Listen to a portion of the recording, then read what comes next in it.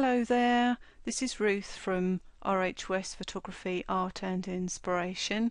Just going to share with you a quick tutorial today to give you an idea of how you can use the new Chocomocha texture of mine, which is free over on Facebook. If you would like to download that and have a go with it, you're very welcome.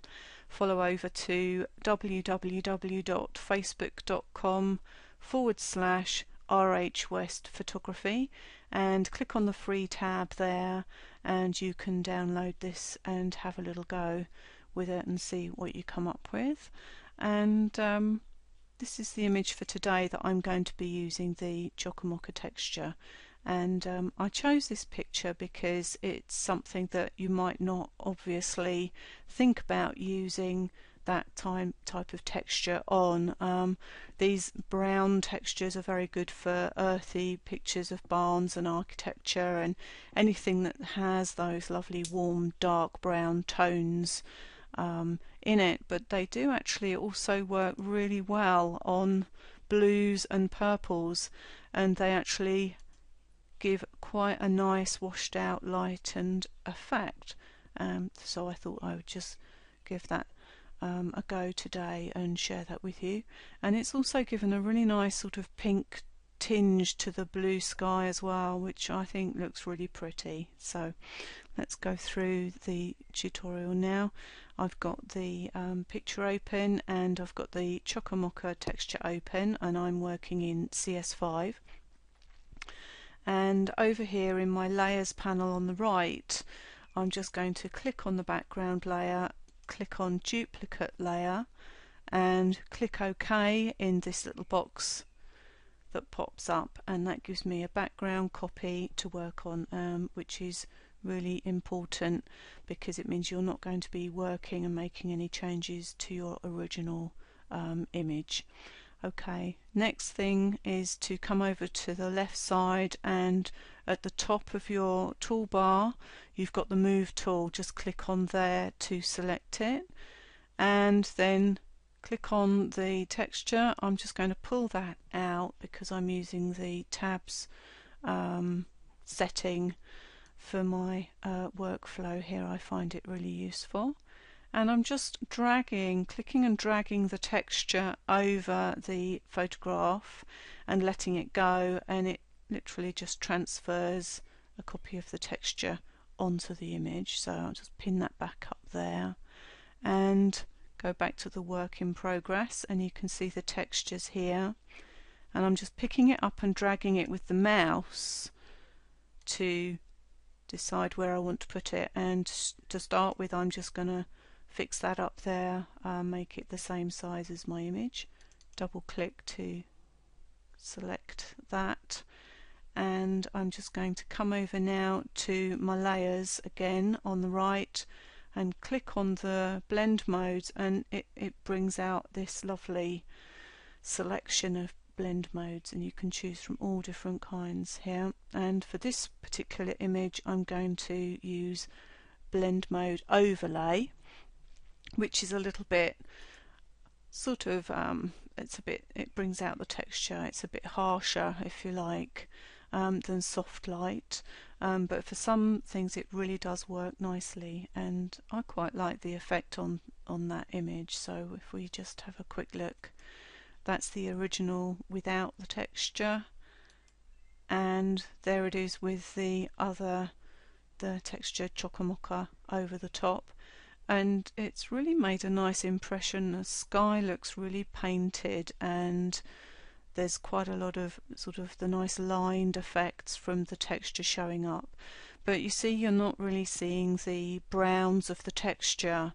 It's just picked up some nice pinks through this sort of section, but not so much through here. There's still some nice blues, and for me that's quite a nice effect. It's given it that aged look because the colouring is a bit haphazard, just a little bit like when your old pictures get faded in areas and maybe a little dog-eared here and there around the corners. I like that, and that's the kind of effect I wanted for this image. So that's quite nice, and so I think that's the blend mode I'm going to stick with.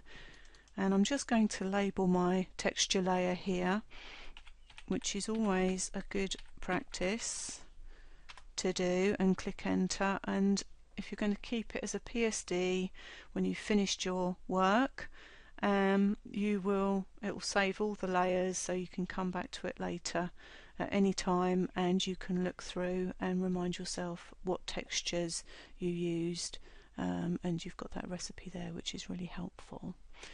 The other thing I just wanted to do with this picture is I don't know if you can see it on the video, but there is a line coming down through across here through this flower, and I just want that line to actually be above the flower rather than chopping through it.